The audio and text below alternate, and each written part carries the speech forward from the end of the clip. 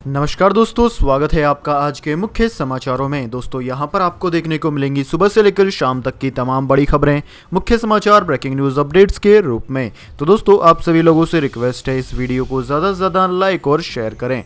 तो दोस्तों सीधे चलते हैं आज की पहली बड़ी खबर की ओर। बिना वीज़ा दुनिया के इन 16 देशों में घूम सकते हैं भारतीय, राज्यसभा में सरकार ने दी जानकारी।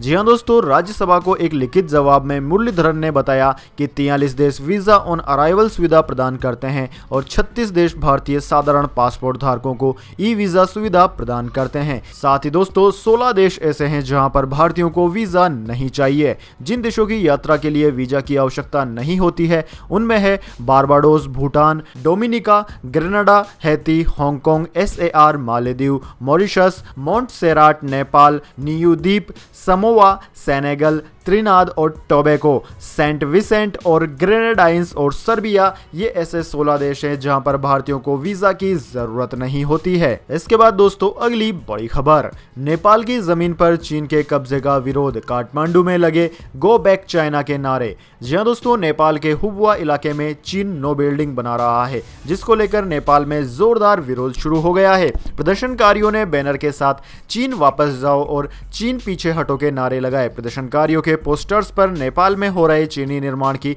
तस्वीरें थी। नेपाली मीडिया रिपोर्ट्स की माने तो चीन ने हुमला जिले में 11 इमारतों का निर्माण किया है। इनमें से एक इमारत में चीनी फौज के जवान रहते हैं, बाकी की इमारतें खाली है।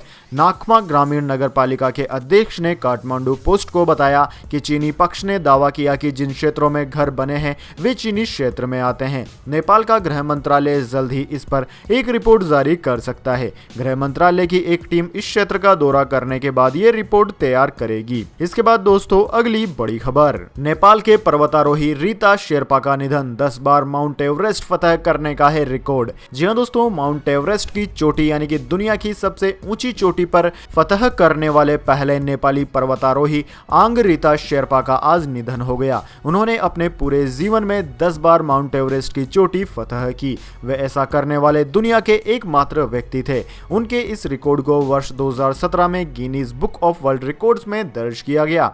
उनकी श्रद्धांजलि सभा में शामिल हुए परिजनों ने बताया कि शेरपा काफी लंबे समय से बीमार चल रहे थे। शोक समारोह में शामिल हुए परिजनों और उनके साथियों ने कहा कि आंग रीता शेरपा की मौत से नेपाल और पर्वतारोही समुदाय को गहरा आघात लगा है। उनका निधन 72 वर्ष की आयु में सोमवार को हो गया। वे लंबे समय से दिमाग और लिवर की बीमारी से जूझ रहे थे। इसके बाद दोस्तों अगली बड़ी खबर, इस देश ने किया बड़ा ऐलान, कहा हम फ्री में देंगे UN स्टाफ को इस महामारी की वैक्सीन। जी हाँ दोस्तों, रूस ने इस महामारी से मुकाबले में वैश्विक अगुवाई के संकेत देते हुए बड़ा ऐलान कर दिया है। रूस ने कहा है कि वह संयुक्त राष्ट्र संघ और उसके कार्यालयों में तैनात कर्मचारियों के स्वैच्छिक टीकाकरण के लिए अपनी इस महामारी की वैक्सीन स्पुतनिक V निःशुल्क देने के लिए तैयार है। रूस के राष्ट्रपति व्लादिमीर पुतिन ने कहा कि मॉस्को की ओर से जल्द ही उन देशों के लिए एक वर्चुअल कॉन्फ्रेंस का आयोजन होगा जो एंटीवायरस टीकों के विकास में सहयोग करना चाहते हैं। इसके बाद दोस्तों अगली बड़ी खबर, ब्रेकिंग न्यूज, दीपिका पादुकोण, श्रद्धा कपूर और सारा अली खान को NCB ने भेजा समन। जी हाँ दोस्तों, सुशांत सिंह राजपूत की मौत से जुड़े ड्रग केस की जांच चल रही है। नारकोटिक्स कंट्रोल ब्यूरो यानी कि NCB के सामने रोजाना नए नाम सामने आ रहे हैं। सूत्रों के मुताबिक अब इस मामले में बॉलीवुड की मशहूर एक्ट्रेस दीपिका पादुकोण, श्रद्धा कपूर और सारा अली खान को NCB ने समन भेजा है। इसके अलावा फैशन डिजाइनर सिमोन खंबाटा को भी समन भेजा गया है। सूत्रों के मुताबिक दीपिका पादुकोण से 25 सितंबर को NCB ने पूछताछ के लिए बुलाया है, जबकि रकुल प्रीत को 24 सितंबर को पेश होने के लिए कहा गया है। इससे पहले दोस्तों NCB ने मंगलवार को दीपिका पादुकोण की मैनेजर करिश्मा प्रकाश और क्वांट टैलेंट मैनेजर एजेंसी की CEO ध्रुव चित्तकोपीकर को भी तलब किया है। इसके बाद दोस्तों अगली बड़ी खबर, अस्पताल में भर्ती हुए मनीष सिसोदिया 14 सितंबर से है इस महामारी के पॉजिटिव। जी हाँ दोस्तों, दिल्ली के उप मुख्यमंत्री और आम आदमी पार्टी के नेता नंबर 2 मनीष सिसोदिया को बुखार और ऑक्सीजन लेवल कम होने की शिकायत के बाद बुधवार यानी कि 23 सितंबर को दिल्ली के LNJP अस्पताल में भर्ती कराया गया है। सिसोदिया के 14 सितंबर को इस महामारी वायरस से संक्रमित होने की पुष्टि थी। इस बात की जानकारी उन्होंने खुद अपने ट्विटर अकाउंट पर दी थी। उन्होंने इस दौरान ट्वीट कर कहा था कि हल्का बुखार होने के बाद इस महामारी का टेस्ट कराया था, जिसकी रिपोर्ट पॉजिटिव आई है। मैंने स्वयं को एकांतवास में रख लिया है। फिलहाल बुखार या अन्य कोई परेशानी परेशानी नहीं है और मैं पूरी तरीके से ठीक हूँ। आप सबकी दुआओं से जल्द ही पूर्ण स्वस्थ होकर काम पर लौटूंगा। इसके बाद दोस्तों अगली बड़ी खबर, 4 अक्टूबर से मुसलमानों की सबसे पाक जगह मक्का दर इबादत के लिए खुलेगा। जी हां दोस्तों, मुस्लिमों की मान्यताओं में उनके सबसे पाक जगह यानी कि मक्का का दर उनकी इबादत के लिए खोल दिया जाएगा। ग्रैंड मस्जिद में अब श्रद्धालुओं को उम्रा के लिए जाने की इजाजत दे दी गई है। इस महामारी की वजह से बीते 6 महीने से यहां पर पाबंदियां लगा दी गई थी। सऊदी अरब सरकार ने अब इसे कई चरण में खोलने का फैसला किया गया है। पहले चरण के दौरान 4 अक्टूबर से सिर्फ सऊदी अरब के लोगों को मस्जिद में आने की इजाजत मिलेगी। एक दिन में आने वाले लोगों की संख्या 6000 होगी। 18 अक्टूबर से दूसरा फेज शुरू होगा। दूसरे फेज के दौरान भी सिर्फ सऊदी अरब के लोगों को ही मस्जिद में एंट्री मिलेगी, लेकिन इस दौरान कुल 65,000 लोगों को मस्जिद में आने की इजाजत मिलेगी। दोस्तों, सऊदी अरब के आंतरिक मंत्रालय का कहना है कि तीसरे फेज में 1 नवंबर से सऊदी अरब के बाहर रहने वाले लोगों को भी उम्रा के लिए आने की इजाजत मिलेगी। इस दौरान एक दिन में कुल 80,000 लोगों को यहां आने की इजाजत मिल सकती है।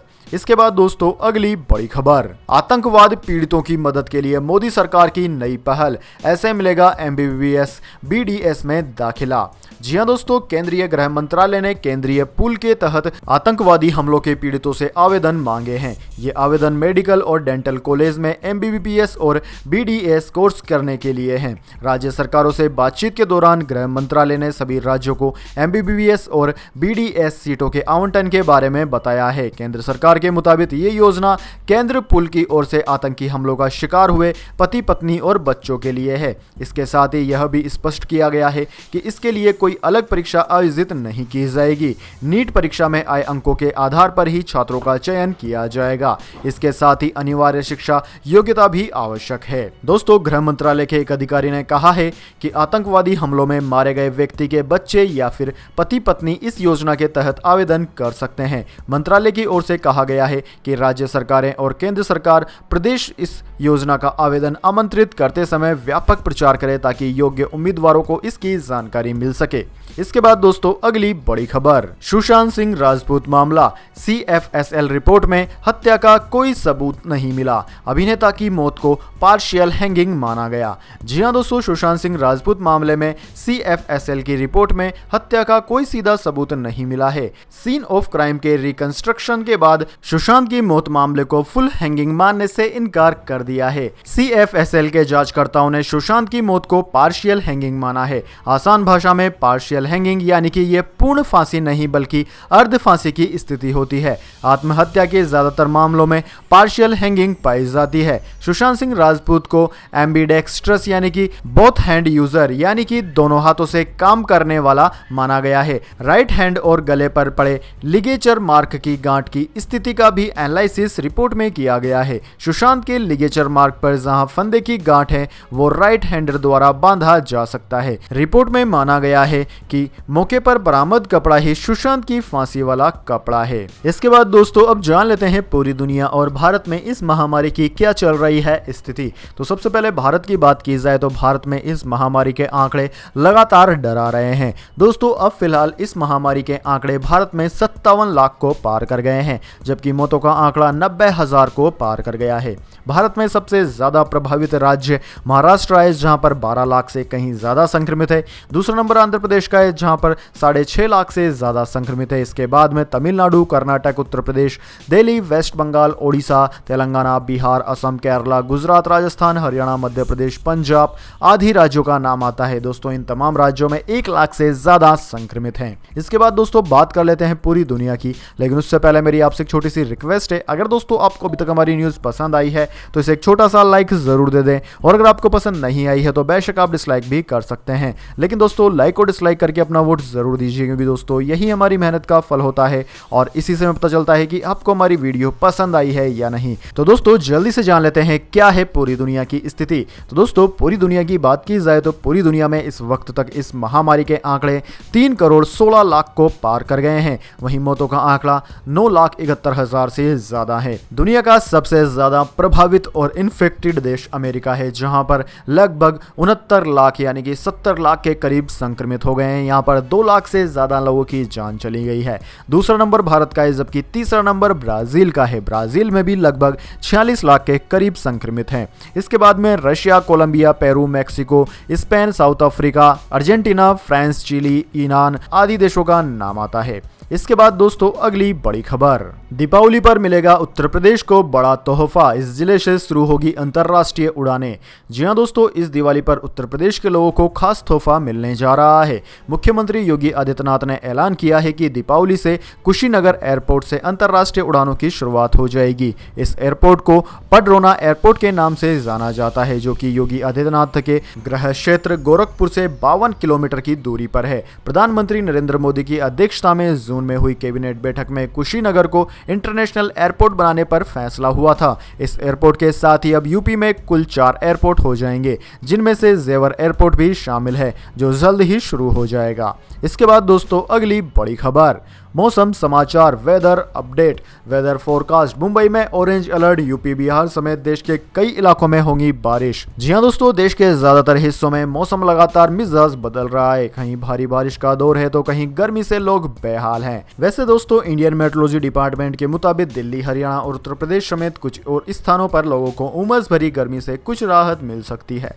मौसम विभाग ने अगले 24 से 48 घंटों को इन राज्यों में बारिश होने का पूर्वानुमान जारी किया है। मुंबई में आज सुबह से ही तेज बारिश हो रही है। लगातार 5 घंटे में बारिश से मुंबई का बुरा हाल है। अगले 24 घंटों के लिए मुंबई को ऑरेंज अलर्ट घोषित कर दिया गया है। आने वाले 24 घंटों में मुंबई में तेज बारिश की संभावना बनी हुई है। इंडियन मेट्रोलॉजी डिपार्टमेंट ने कहा है कि समय के हिसाब से आगे का अलर्ट जारी करेंगे। IMD के मुताबिक पश्चिमोत्तर भारत, खासकर दिल्ली, हरियाणा और उत्तर प्रदेश में अगले 24 घंटे को बरसात होगी। उन्होंने कहा है कि इस साल पूरे देश में सामान्य से 7% ज्यादा बारिश हुई है, लेकिन उत्तर प्रदेश भारत में सामान्य से 15% कम बारिश दर्ज की गई है। इसके अलावा दोस्तों अगले 24 घंटों के दौरान झारखंड, उत्तर प्रदेश, बिहार में भारी बारिश की संभावना बनी हुई है। इसके बाद दोस्तों अगली बड़ी खबर, रिकॉर्ड स्तर से सोना हुआ 6,000 रुपए तक सस्ता। जान लीजिए आज के नए सराफा दाम। जी हां दोस्तों, इस महामारी की दूसरी वेव आने की आशंका के चलते निवेशकों ने डॉलर में अब सेफ इन्वेस्टमेंट खरीदारी शुरू कर दी है। इसलिए अमेरिकी डॉलर में तेजी का रुख बना हुआ है,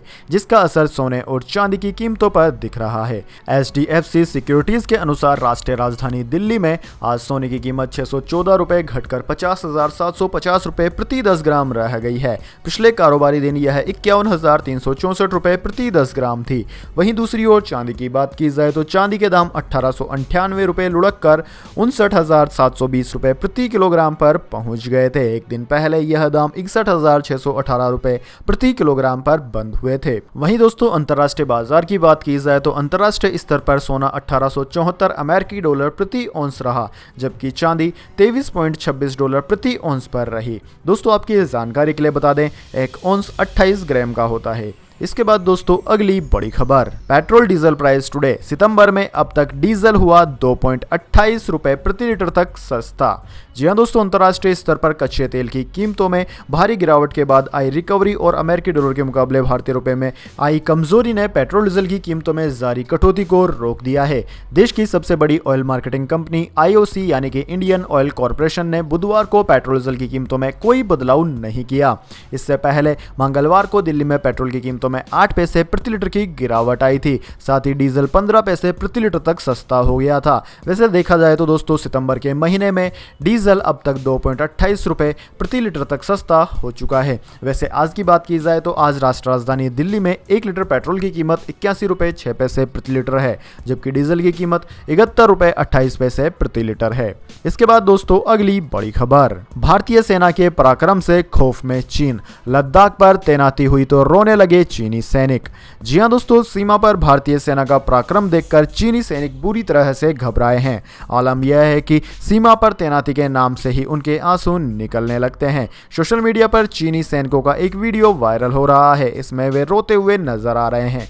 दावा किया गया है कि ये सैनिक भारत सीमा पर अपनी पोस्टिंग होने के चलते दुखी हैं।